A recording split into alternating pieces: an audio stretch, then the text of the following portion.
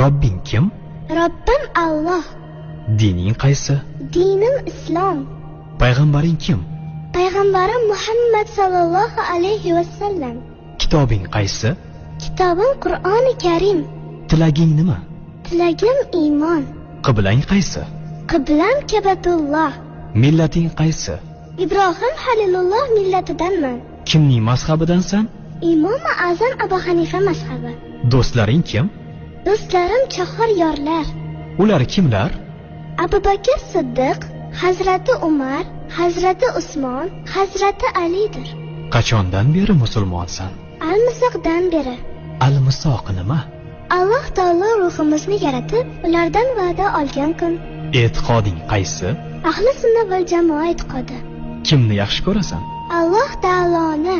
Undan keyinchi? Payg'ambarimiz Muhammad alayhissalomni. Undan keyinchi?